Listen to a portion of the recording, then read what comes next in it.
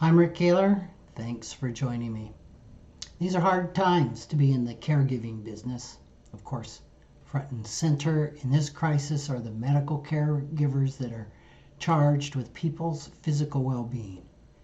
These devoted and courageous professionals risk their lives caring for the patients stricken by the COVID-19 virus. Some have even lost their lives.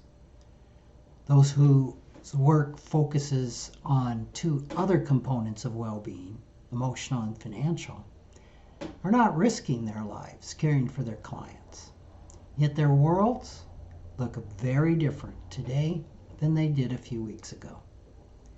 During times of financial crisis, the workload of a financial planner or an investment advisor increases significantly.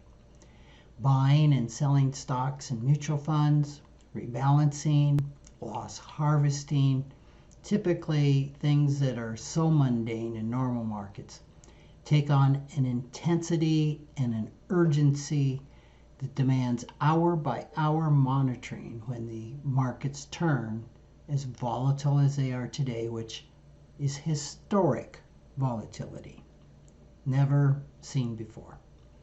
One slip up could be financially harmful. In addition to the increased technical workload, there's usually a surge in contacts from concerned and panicking clients. This necessitates a financial planner or investment advisor spending much more of their workday communicating with clients by phone, by webinar, in person, and blogging or written communications. Understandably, with most financial planning firms, it's all hands on deck during turbulent market times like we've witnessed over the past month. Financial planning often takes a back seat to handling the crush of demands created by the investment crisis. Throw in a once-in-a-century pandemic in the mix, and the burden of caring for clients and their financial well-being can quickly get overwhelming for even the most experienced and prepared practitioner. Recently, through a national webinar for the Financial Planning Association on the current financial health and economic crisis, I surveyed 80 or so financial planners regarding a number of things. At the time of my survey, the current bear market was a newborn at just 11 days. Most bear markets last 17 months. What I found out was that 83% of the planners were experiencing very little emotional trauma from the current crisis. Perhaps that's because only 1/3 of the planners had received calls from more than 25% of their clients, with just 12% having heard from more than 50% of them.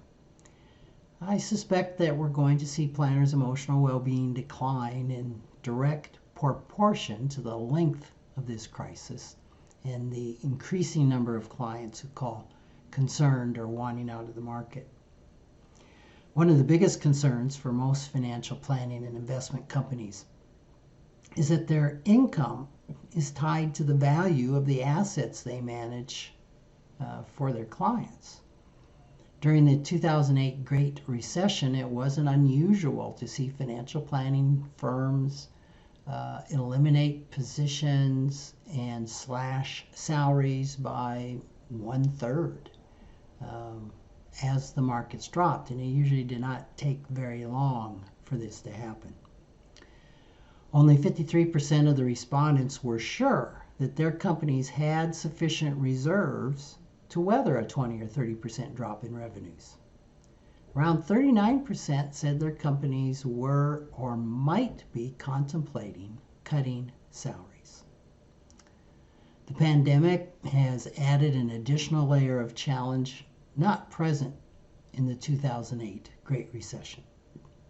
In this regard, it is different this time. Over 70% of those surveyed had closed physical offices and were working from home due to the demands of social distancing. Of those, 2/3, 65%, found that working from home was almost as efficient as being in the office, which is really good news. But a third, 35%, said they were not anywhere near as efficient. About half of the planners surveyed had or intended to hold webinars or virtual town hall meetings with clients to keep them informed. Unfortunately, 61% of the planners said they have an emotional support group where they could safely talk about their emotional struggles. Still, 39%, which is, a significant minority, said they had no one to go to for emotional support, which is really concerning. Those who care for clients' well-being, whether physical or emotional or financial, can only do so effectively in the long term by also caring for themselves. Thanks for listening.